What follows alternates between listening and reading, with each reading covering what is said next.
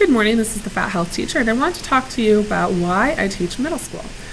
Anytime that I'm out, it doesn't matter what I'm doing, when people find out that I'm a teacher, they want to know what grade. And I always tell them 6, 7, and 8. When they say, well, what are your subjects? I tell them health, computers, science, depends on what year you're talking to me. And then the thing that they say is, wow, you're brave for teaching middle school. Here's the truth. It's not that I'm brave, it's that these students need some guidance, and I feel like I'm in a position to help them out. My goals for my students are to A, give them a place where they can be themselves, give them some safety, help them to figure out how to advocate for themselves. I want to decrease pregnancy rates, decrease bullying, decrease drug and alcohol use, decrease depression and anxiety side effects as well as occurrences. And this is really that time period where you can do that because middle school students haven't figured out who they are yet. They haven't figured out who they want to be. Friends are changing, their bodies are changing, they have hormones that they're having to deal with that they haven't had to deal with in the past.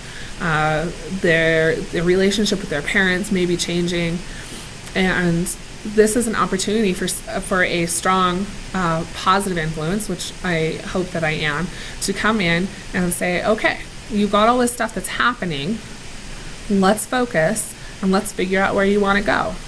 So I always start the school year by telling my students, I'm not going to tell you what to do. The only person that can decide what you're going to do is you. You are responsible for all of your choices, and you are responsible for living with the consequences of those choices. Whether they be positive or negative, that's all on you.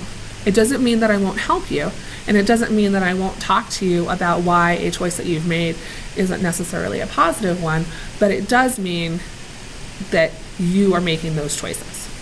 Okay? I also tell them that I don't want them having sex until they're at least 18, that I don't want them to drink until they're 21, that I don't ever want them to use illicit drugs. But the reality is that some of these students, A, are already doing it, and B, are going to make the decision to do it much earlier than what I would like for them to do. And so I want them to understand how to get that information. What's accurate, what's not accurate. There are rumors out there that are absolutely ridiculous when you listen to them. But for the middle school students, these are things that they don't really get to talk about with anybody else. So I provide a sounding board for them. They can come to me and they can say, hey, I heard that this is what happens when you do this. And I can say, you know what?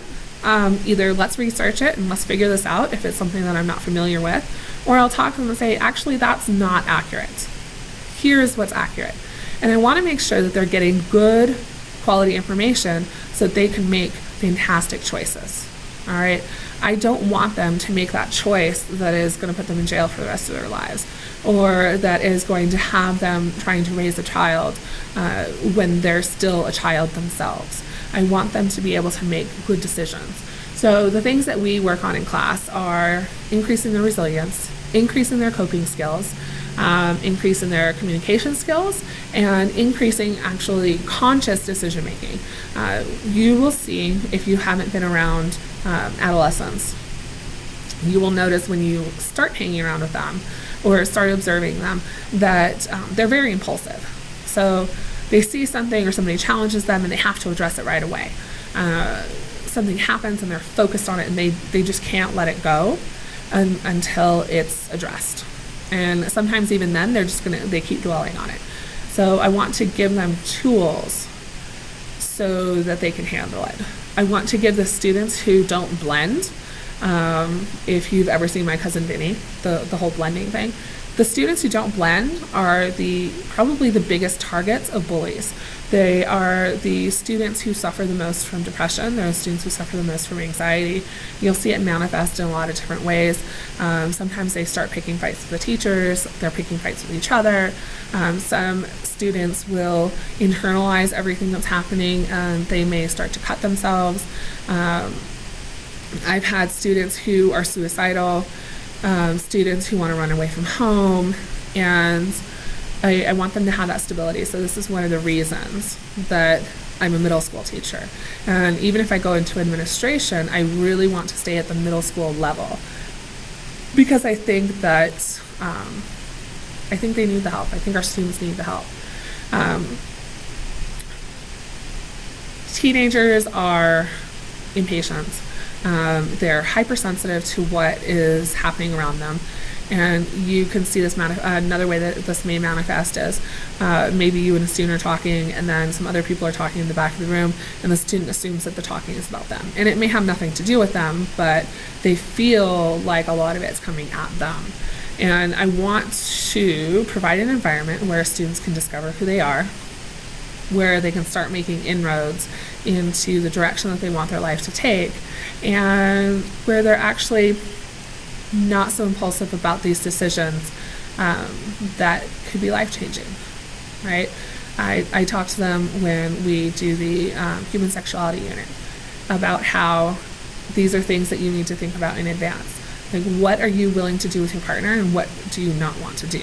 If you want to wait until X happens, then you need to decide what that looks like. If you are comfortable making out, then okay, what does that mean? Does that mean things can be touched? Does that mean things can be kissed? Does that mean tongues involved? Like, exactly what is it that you're talking about?